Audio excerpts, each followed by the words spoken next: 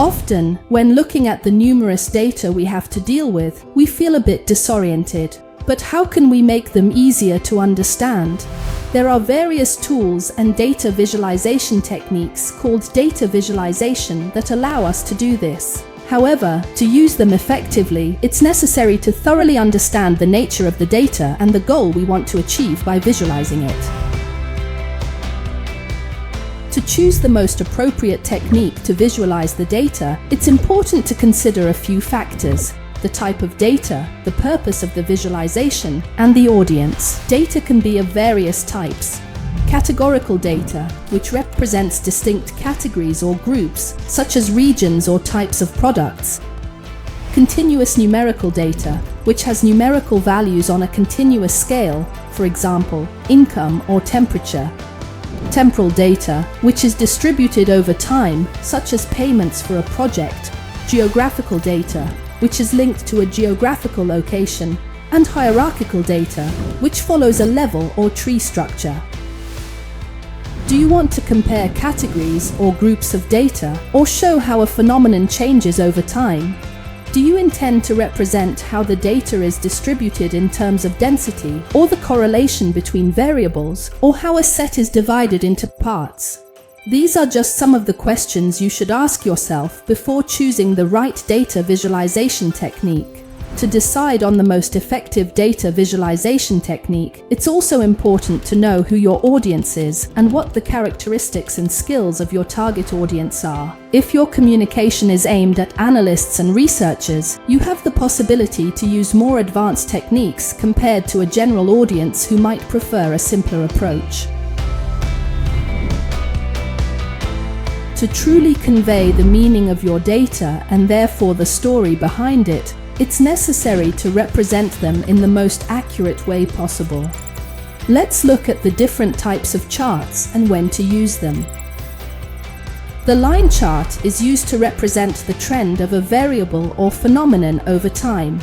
The bar chart visualizes data using vertical or horizontal bars, where the length of the bar is proportional to the value.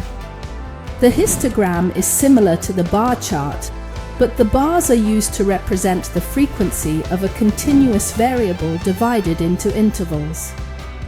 It is preferable to use it to show data distribution. The pie chart is useful for displaying data that, when combined, represent a whole, while individually they represent parts of the total. The donut chart is a variant of the pie chart and is used, for example, in the political field to indicate the distribution of majority and opposition parliamentarians. When the data includes a geographical dimension, it may be necessary to use a map. The cartogram is a type of map that represents the geographical sizes of areas based on a specific variable. The heat map represents the data through variations in color intensity from the coldest to the hottest, where the degree of intensity corresponds to the data values. The choropleth also uses colors to represent values or categories, but without using intensity levels. To more effectively visualize a series of information or even a series of charts, it is preferable to create infographics, i.e. fact sheets, on a phenomenon accompanied by visualizations. The timeline represents events or data on a linear time scale. It is very useful when you want to visualize historical events or project progress. The word cloud can be used to highlight the frequency of words in large text datasets such as reviews and surveys. To create your visualizations without sacrificing creativity, choose the most suitable tool based on your skills. You can find several free platforms online where you can get involved. Here are a few. Infogram is a tool that allows you to create infographics and interactive visualizations online. It offers a wide range of templates for charts, maps, and timelines. Very intuitive, it allows you to embed visualizations in websites or export them in different formats. You can find a guide in our in-depth resources. Infogram.com Tableau Public is the free version of the popular software for data visualization Tableau and allows you to create interactive visualizations and publish them online. Ideal for complex visualization projects, especially for users working with large datasets. Public.tableau.com Data Wrapper is widely used in journalism and data communication to create simple charts, maps, and tables and integrate them into articles or web pages.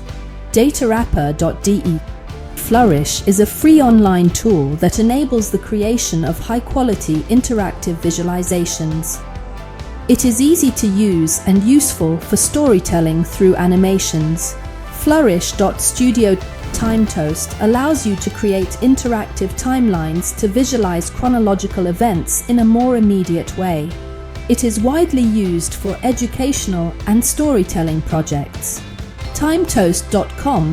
Before you get back to your work, here are a few more suggestions.